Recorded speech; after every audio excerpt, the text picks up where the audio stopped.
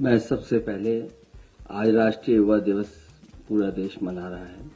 स्वामी विवेकानंद जी को याद करते हुए विवेकानंद जयंती की बहुत बहुत बधाई और शुभकामनाएं देता हूं। साथ ही मैं आदरणीय उदय प्रताप सिंह जी और दीपक कबीर जी को धन्यवाद और बधाई दूंगा कि आज के दिन जहां आपने एक अच्छा काम करके नेताजी के काम, समाजवादी आंदोलन, नेताजी का संघर्ष और आज ही के दिन आपने तय किया कि जहां विवेकानंद जयंती है वहीं नेताजी के नाम से भी आपने एक कैलेंडर निकालने का काम किया है। इस कैलेंडर में हर महीने में कहीं न कहीं समाजवादी लोगों के और समाजवादी चिंतन दिखाई दे रहा है। जहां से शुरुआत हुई है, धरती पुत्र और नेताजी का नाम है, वहां सबसे पहले हमारी पार्टी का झंडा गीत जो आदरणीय उदय प्रताप सिंह ने लिखा था वो दिखाई दे रहा है। और आज जयंती के दिन हम ये भी संकल्प लें कि जो रास्ता दिखाया था स्वामी विवेकानंद जी ने, उस रास्ते पे चल करके ही समाज और देश का भला हो सकता है। नकारात्मक राजनीति खत्म हो, समाज में जो भेदभाव है कभी जात के आधार पर, धर्म के आधार पर, उसको दूर कर करके और साथ ही साथ अंधविश्वास कैसे खत्म हो और जो हमारे समाज की बुराइयां हैं वो कैसे खत्म हो, उस दिशा में लगातार हम लोग आगे बढ़ते रहें, तभी हमारा समाज और देश आगे तरक्की खुशहाली पे जाएगा।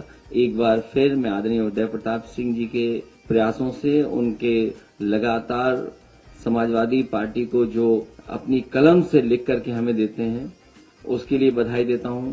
कबीर जो बैठे हैं जिन्होंने संकलन कर करके इसमें तस्वीर और एक कैलेंडर का रूप दिया है, उनको बधाई। ये बहुत ही समाजवादी आंदोलन और जो लोग समाजवादी विचारधारा को आगे बढ़ाना चाहते हैं उनके लिए बड़ा काम है।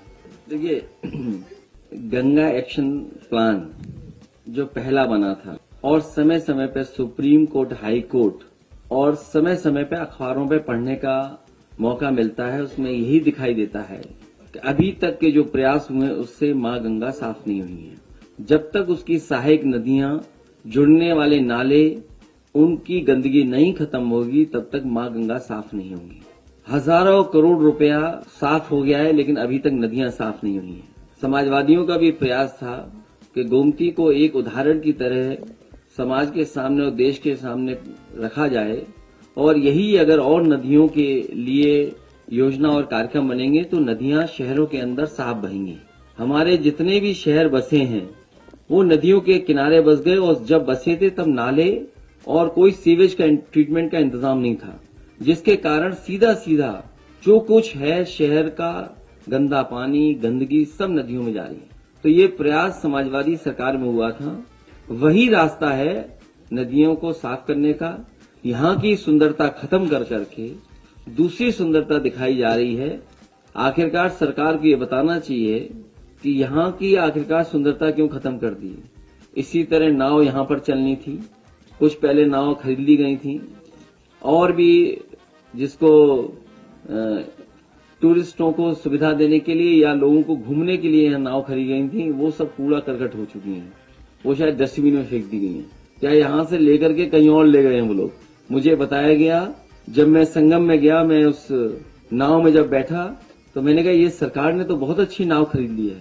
तभी उसमें एक कर्मचारी ने कहा ये वही नाव है जो आपने खरीदी थी। तो जो यहाँ की अच्छी चीजें थी वो सब खत्म कर दी सरकार ने। तो ये सरकार क्या दिखाना चाहती है? आपके लिए मुद्दा हो सकता है, ये हमारे लिए मुद्दा नहीं है। वहां लोग वैराग्य के लिए, आखिरी समय के लिए, पूजा पाठ के लिए, आध्यात्म के लिए आते हैं और सीखने के लिए आते हैं। लेकिन ये भारतीय जनता पार्टी टूरिज्म और पैसा बढ़ाना चाहती है, पैसा कमाने के लिए व्यवस्था बना रही है। आखिरकार वहां के जो निषाद समाज के लोग हैं, जो नाव चलाते थे, नावक थे, उनको क्या लाभ मिलने जा रहा है? उनके लिए क्या सुविधाएं दी गई हैं? क्या बड़े उद्योगपतियों के लिए सुविधा होगी या बाहर से जो कारोबार करने वाले लोग हैं उन्हीं के लिए सुविधा होगी? हमारे नाव चलाने वालों के लिए क्या सुविधा होगी? और इसी तरह जब आपके गोमती रिवर फ्रंट में इस तरह की नाव चलने की कोशिश थी तो उसको क्यों खत्म कर दिया गया? मैंने कन्नौज का एक अखबार पढ़ा, हो सकता है हर जिले में इसी तरह का सरकार प्रयास कर रही हो। जो वहां के कारोबारी ने अपने हिसाब से जो काम शुरू किए, कोल्ड स्टोर बनाया या कोई और रोजगार या कारोबार किया, उसका भी इन्वेस्टमेंट में पार्ट बना दिया। तो कहीं ऐसा तो नहीं कि दुनिया से इन्हें इन्वेस्टमेंट न मिल रहा हो। हमारे यहाँ जो स्वयं उद्योगपति, या कारोबार करने वाले जो समय समय पे काम करते हैं उसको भी इन्वेस्टमेंट में शामिल कर दिए हों। सरकार को ये बताना चाहिए कि पहले इन्वेस्टमेंट में आखिरकार कितना जमीन पर पैसा आया है, उतरा है। इसलिए मैं एक बार फिर, क्योंकि और जाने क्या क्या पूछोगे, अभी इन्वेस्टमेंट मीट पे मैंने कहा है कि सरकार जहां इन्वेस्टमेंट की बात कर रही है वहीं सरकार को ये भी बताना चाहिए कि पहले एमओयू हुए थे उसको कितना जमीन पर उतारा और किस इंडस्ट्रियल पॉलिसी के तहत क्या इंसेंटिव देकर के आप उद्योग ला रहे हैं। जब आपके पुराने एमओयू जमीन पर नहीं उतरे हैं तो नए एमओयू जमीन पर कैसे उतरेंगे? और फिर नया इंसेंटिव क्या दे रहे हो आप? ये केवल चुनाव की तैयारी है, जनता को धोखा दे रहे हैं। और जब लाखों करोड़ का इन्वेस्टमेंट बता रहे हैं तो ये बताएं कि इतने इन्वेस्टमेंट के आने से कितना रोजगार सृजन होगा। आखिरकार रोजगार सृजन कितना होने जा रहा है? और पहले जो घोषणा पत्र में लिखा था करोड़ों रोजगार नौकरी, उसका क्या हुआ? इसलिए आप भी कंफ्यूज मत होइए, आपको बहुत अच्छा पैकेज मिलेगा, बहुत अच्छी चमक धमक दिखाइए, जमीन पे कुछ नहीं उतरेगा। मुझे ये बताओ, अगर आप जेपीएनआईसी पे पूछ रहे हैं तो आखिरकार उस पर जांच कितनी हो चुकी है? नहीं, मेरी जानकारी में नहीं है, मुझे तो अभी तक जानकारी है कि 3 बार जांच हो चुकी है। हो सकता है सरकार ना काम करने के लिए एक और जांच कर दे तो उसका विरोध किया जाएगा। अभी उसके बारे में और परीक्षा कर लेंगे कि किस तरीके से सरकार ला रही है। अभी बुलाया और मैं जाऊंगा, तो उसके अभी इनवाइट आया है, तो मैं अभी पार्टी से डिस्कस करूंगा, उसके बाद उस पर फैसला लूंगा। अरे तुम्हें गोरखपुर महोत्सव में जाना चाहिए कि इधर उधर की बातें कर रहे हो? कोई तो जाए बैठे कुर्सी में। क्या सरकारी पैसा ऐसे ही बहा दोगे? अब कोर्ट में हमें कोर्ट पे भरोसा करना पड़ेगा, न्यायालय पे भरोसा है हमें। मुझे जानकारी नहीं उनकी। अब वो अपना एक पत्रकार शादी हेडक्वार्टर गया तो था, देखा नहीं एडीजी से क्या हुआ गया था। इसलिए तैयार रहिए आप भी, हम लोग तो हैं तैयार। आपको इस बात की क्यों चिंता है? नहीं, अगर आप बीजेपी की गुप्त मीटिंगों की हमें बता दो तो हम आपको संगठन बता देंगे। नहीं, आप हमें गुप्त बैठकें जो हो रही हैं उनकी बात बताइए ना। नहीं, आपको इससे क्या लेना देना? आप बहुत जल्दी बन जाएगा, शुभ दिनों में बनेगा। आज शुभ दिन है क्या? अरे शुभ दिन आने दो भाई। आप ही कहते हो कि शुभ दिन में काम किया करो। अरे आप ही ने कहा कि शुभ दिन में ही काम करना। आप में से कुछ साथी हमसे मिले, उन्होंने कहा कि अगली बार शुभ दिनों में ही काम करना, तो अब उसी का इंतजार कर रहे हैं। नहीं, वो अलग अलग जगह से पूछोगे तो अलग अलग तरीका बताते हैं। तो जिनसे हमने पूछा उन्होंने एक तारीख बताई है, उस दिन आपका पूरा संगठन तैयार मिलेगा, उस दिन से बनने लगेगा। मैंने सुना नहीं, मैं यूएस टॉप 10 सुन रहा हूँ आजकल। गलती दोनों सबसे थी, तो हमने अपनी टीम बदल दी।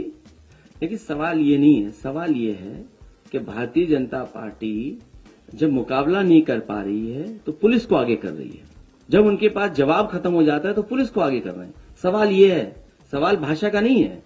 आज तक जितने भी हमने तहरीर दी हैं, अगर किसी तहरीर पे कार्रवाई हो तो बताएं, एफआईआर दर्ज हुई हो तो बताएं। तो इसका मतलब ये हुआ कि पुलिस को भारतीय जनता पार्टी चला रही है। उनकी भाषा क्या है?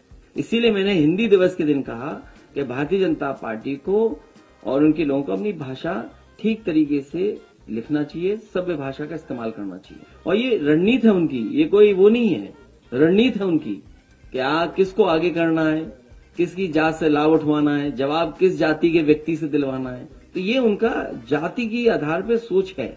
आप नहीं समझते इन बातों को, हम लोग समझते हैं इन बातों को, और समझते आप भी हो। ये हमारा पत्रकार साथी क्यों सवाल पूछ रहा है जिस नेता का कोई नाम ही नहीं बचा, कुछ है ही नहीं। अब जो भी हो गाना के साथ साथ एक और बगल में नाम था। तो सवाल वो नहीं है, सवाल ये है कि क्या चाहती है सरकार। ये पिछड़ों को बांटना चाहती है, जात के आधार पर काम करती है। इनके पास जवाब नहीं है, इसलिए बहुत जल्दी आप पार्टी का कार्यक्रम भी देखोगे और जो आपने कहा संगठन, वो भी तैयार मिलेगा। इसलिए मैं एक बार फिर दीपक कवि जी को बहुत बधाई देता हूं। उन्होंने प्रयास कर करके एक बहुत ही अच्छा कैलेंडर तैयार किया है, जिसमें बहुत सारी समाजवादी आंदोलन की जानकारी है, नेताजी की तस्वीरें हैं, नेताजी के बारे में गाना, पार्टी का गाना, उनके बारे में संघर्ष, और जितना कुछ इसमें साहित्य का लिखा गया है, समाजवादी आंदोलन के बारे में लिखा गया है। मैं आदरणीय उदय प्रताप सिंह जी को उसके लिए बहुत बहुत धन्यवाद देता हूं। आज का दिन जब आपने तय किया उसके लिए बहुत बहुत बधाई। नमस्कार, मैं हूं मुकेश कोरी। अगर आपको हमारा ये वीडियो पसंद आया हो तो लाइक, कमेंट व शेयर अवश्य करें और हाँ, हमें सब्सक्राइब, फॉलो व ज्वाइन करना ना भूलें।